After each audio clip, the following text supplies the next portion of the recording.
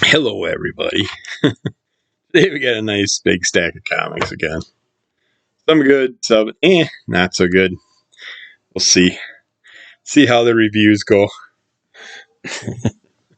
Having problems doing videos because people keep interrupting me. This is, I think, the fifth time I started it, but we'll see what happens this time around. See if we can make it through it. I'm not a furry. I was furry, but the wife cleaned me up. I had these weird side pouches of hair that's too short to go back in the ponytail because the wife keeps clipping it accidentally. So until that grows back, I'll have those little poofs. But with my German hair growth issues, my werewolf issues, all this stuff will be all bushed out within a couple days anyways. So it won't matter. And I know I didn't make it all the way through Movember, but I started at the beginning of October letting it grow. So that counts as far as I'm concerned. But I did that through sober October and then just let it go into November without reshaving. But I just couldn't take it any longer. The itch, annoyance, all that crap. It was time to go. And it was too bushy. Looked like a hobo. Figured I'd clean up my act a little bit. But we are starting out with, from Zenoscope, the Bunnyman, or the Bunnyman's Furry Nightmare. I've done this 5 times. I should know what the name of half these books are because I get about halfway through the stack and have to restart. We got An Innocent Trip to FurryCon leads Floyd the Bunnyman and Jack the Jackalope down a rabbit hole of secret societies and wacky celebrities. Will the dynamic duo make it out alive, or will they end up as trophies?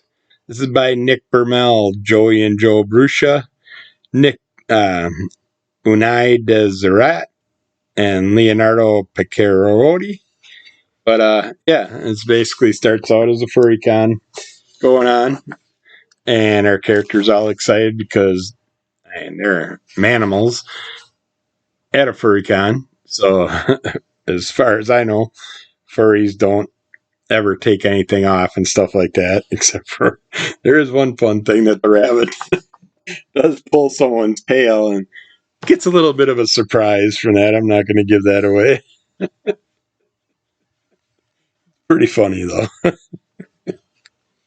But yeah, they go in, they try and have some fun, some things happen, they get a deal made from this giant penguin character that's kind of running a little illegal scam, and they wake up in a cage, all drugged, and find out that they are going to be hunted on an island.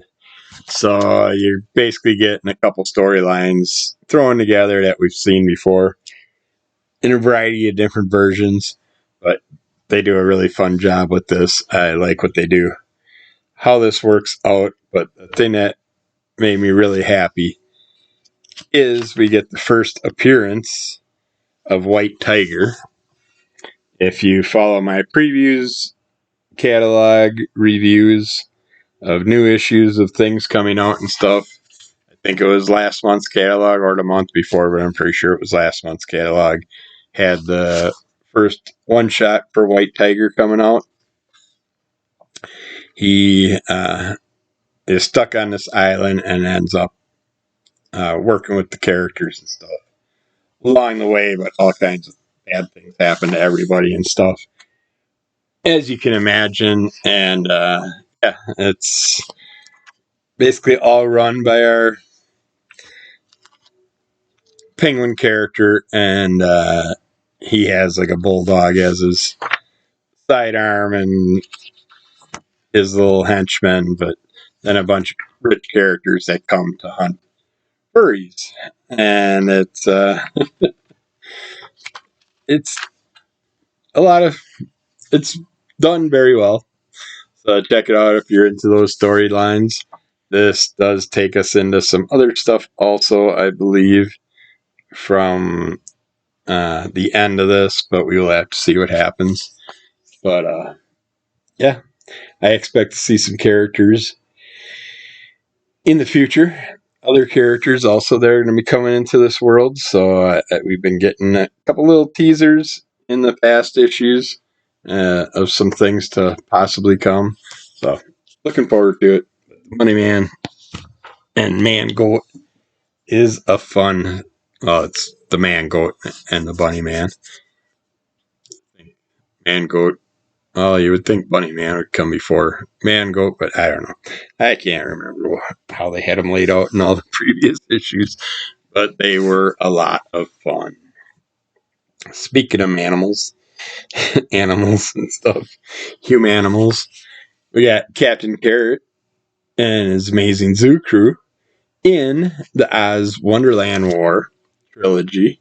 This is issue 1. Kind of rolled spine, but it's a thickie.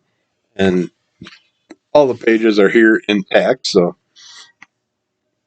I was happy with that.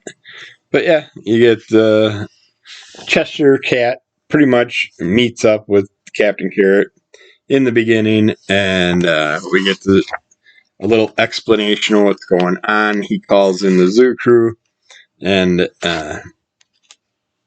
it ends up. I should. I have. No, it does not have it laid out like it should in the beginning there. There we go.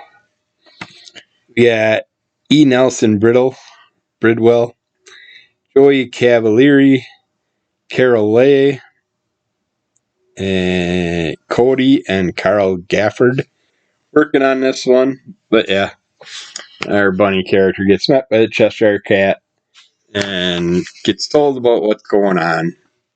How this evil king character took over Oz and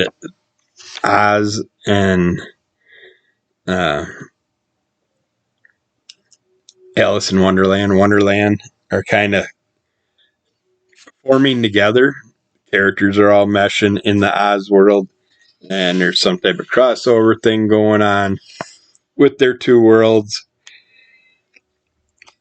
And our characters get going on a journey, and they basically gotta find their journey in Oz. They're working on the yellow brick road. They're going down paths. It kind of folds with the Oz storyline nicely. Our characters, our main Oz characters, are frozen somewhere, turned into statues or whatever, in these different colored realms of Oz, and they hunt down the Cowardly Lion first, and then end up working on trying to find the Tin Man who's out in the land of poppies and stuff. And they do all kinds of things to try and survive the elements around them, and then also save the characters and see if you can revive them and bring them back. While you're dealing with that, you're dealing with a lot of like the Red Queen and stuff. We got the Black King and the Black Queen. We run into, find out more about them. We get some crossovers with the Zoo Crew characters and stuff. But yeah, it's just lots of great artwork. Really fun storyline. Dorothy makes her appearance and helps out the gang. And it's just, yeah, you can imagine those two worlds crossing over and then throwing in the Captain Carrot and Zoo Crew characters in here. It's just a huge, like the cover shows, just a huge pile of characters throughout here. And this is issue 1, and I expect to see a lot more characters popping up from the two worlds in the other 2 issues, but I'm going to have to find them and pick them up. See if I can get my hands on them, hopefully. We got Cult of the Lamb, number 4. This is the final issue. They finalized it nicely. I didn't care for like issue 2. I think it was kind of threw everything off balance and just didn't give you no real storyline focus, and just the characters are kind of a mess all over the place.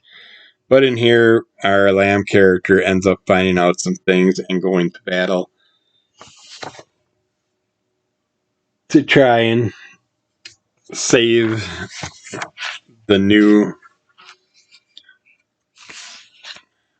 world, new planet, new new environment that the lamb's minions live in, and we get to see some things happen with some of our innocent little characters and stuff while trying to save the lamb character while he's off battling things. They don't know exactly what's going on, but they know he's caught somewhere. They want to try and help him. They do some things to help him along the way. And and you got the evil baddies doing their dangest to take out our lamb character and just get rid of him for good. Thing I don't like about this, it's going to return. So that means they're going to do 4-issue trades, which I think are a huge waste of money. Because in the long shot, you can probably buy the single issues for the same amount as the trade, or cheaper. I don't see a cover price on this. I can't remember if it was a $5.99 or not. But yeah, I'd rather see 5 to 6 issues in a trade at least. Not happy when they do the 3 to 4 issues. It just ends up being a price grab. They're still putting them out for $19.99, $24.99, or whatever. But this one did a great job finishing the story. But yeah, in the middle there, I was just falling asleep, bored with issue like 2 and 3. Not 3 picked it up, but issue 2 for some reason just kind of like got really confusing what was going on. It's like such a simple story and simple characters. You think you could have kept it simple to make it fun. I mean, take a page out of the I Hate Fairyland storybook. I mean, you're basically doing the same concept with different characters and just follow that routine and make it fun, adventurous, blowing stuff up, all kinds of action happening, and then it just died out. Got all weak in the middle.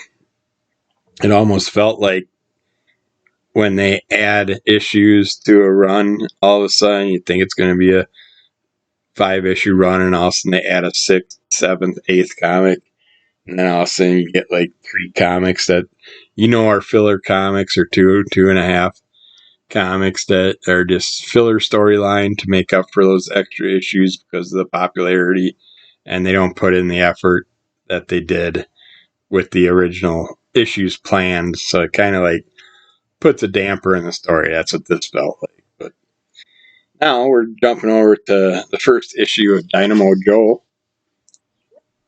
ironically from First Comics. Let's see, do we got who works on this? No, we do not. Let's see here. There we go. Very dark in this corner. You got Doug Rice, John Ostrander, John Nyberg, and Brian Thomas working on this one. Also got Willie Schubert working on letters and Rich Taylor on colors. But I picked this up because of our cat character. We get to see him in here. It is kind of like a big space adventure. Like we got this huge asteroid city going on here. Very Star Warsy, Star Trek-y, more Star Warsy feel to this. But your standard sci-fi storyline where you're dealing with the baddies that have all these big old environments and all this special equipment and all that, and they're trying to take over everything. And then you got your characters that are trying to save everybody else, and they consist of our little cat character. We also get this bigger cat character, and again, they ruin it by having the 4-legged animal form instead of realizing that if an animal character is going to end up walking on 2 legs, do you really think evolution's going to leave him have that double jointed knee? Because that's going to be so painful when he gets older up here and down there on those two joints because of gravity. And yeah, that just makes no sense. Evolution, just like the fish that all of a sudden grew legs that walked out of the water, evolution would change and give them straight legs so they can support themselves. They wouldn't have that style leg if they were walking on two legs, born that way, able to walk on two legs. But we get our Voltron type mechs in here, which they did a great job crossing the sci-fi over with the mech characters. We got some big mech battles throughout here. So if you like that type of storyline, I think you'd really enjoy this comic. And the only thing that threw me off is the legs of the animal characters. That just always drives me nuts. Other than that, I like the characters in here. They definitely caught my interest. I'd like to know more about this Dynamo Joe character. He is a mech pilot, and we get to see some fun mech battles along with some spaceship battles throughout here. Definitely has the Darth it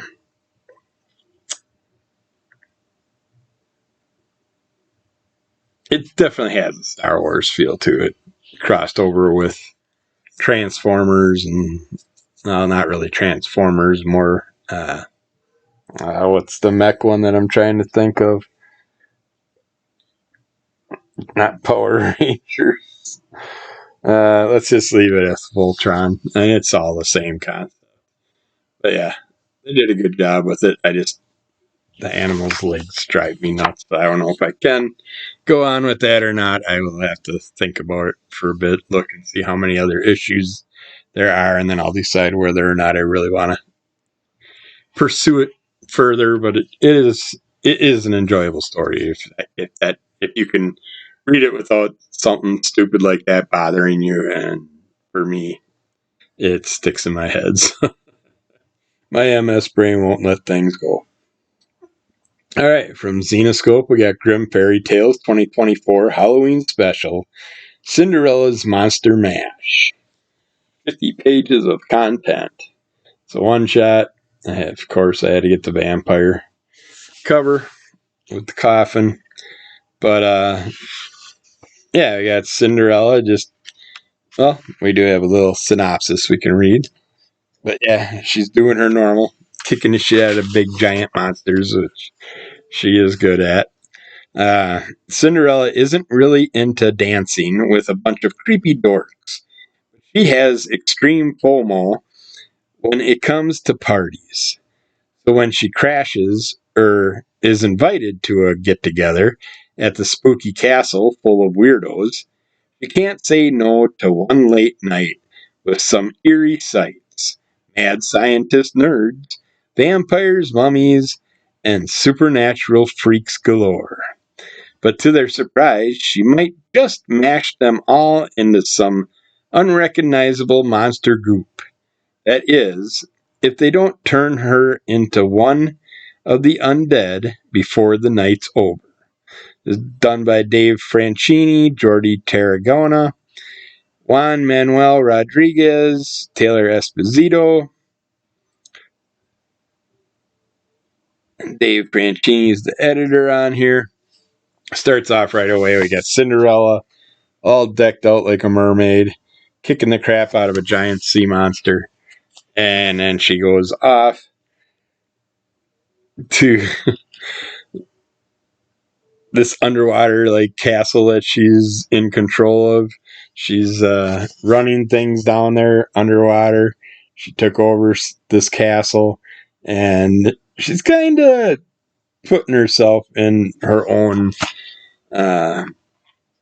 demise because she's sitting there and eating the fish people as she feels, and yeah, it's kind of ticking some clans off, and they come to attack her, and everything during the big battle ends up where she gets knocked out and wakes up on a beach. She's very lucky to be alive because the people that were after her, I figured for sure would have made a meal out of her if they could. But she goes and she ends up at this castle. And as you can see, you got the little hunchback character in there to give you it. It plays very well with Dracula's castle style storylines, but yeah, she goes in here, and this vampire is just obsessed on making her one of his new brides, and she also comes across some brides and all that stuff. Comes across a creepy little girl that's like in this closet thing, and she kind of helps Cinderella understand what's going on, and they work together to try and deal with the evils of the castle. But this was enjoyable. A good variety of monsters, even some fun parodies that play on certain turtle characters and stuff like that that we know of from our childhood. But yeah, it's a fun one. It's a one shot. I can't give any more away without ruining too much of it, and I don't want to do that. So if you're into that at all, check it out. It was fun. I would. I'm glad I picked it up. I was debating on it. We did get, because I'm not huge on the Cinderella character. I like Liza Van Helsing. I like Hyde, Jekyll and Hyde, and just yeah, wasn't big on Cinderella, Beauty and the Beast. So Beauty, those characters I haven't read much of. Robin Hood, I want to read more of, but I haven't read much of her stuff. It's mainly one shots and crossovers that I find them in. Well, we got Hack and Slash Body Bags issue 1. I thought we were on issue 2 already, but apparently not. But yeah, Hack and Slash characters are well, this is One Night in Terminus, Part 1, Before Night Rise.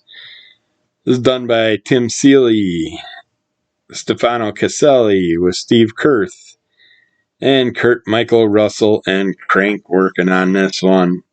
But we get some homies hanging out at the cemetery, giving some shots to their dead partner, and while they're doing that, this baddie shows up and appears in the graveyard, and then we jump over to our characters, Hack and Slash, at an Awful House diner.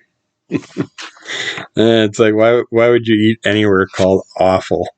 But it's a play on the Waffle House, of course.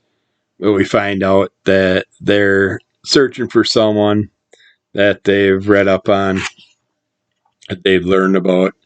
And for some reason, Cassie has to go back to some learning at the school. And while she's off learning, there's other battles going on. But the other characters, the girls from the school and stuff, we're seeing what's going on with them at the same time that they're dealing with kind of some similar interests that they're after. Some baddies, some serial killer types. And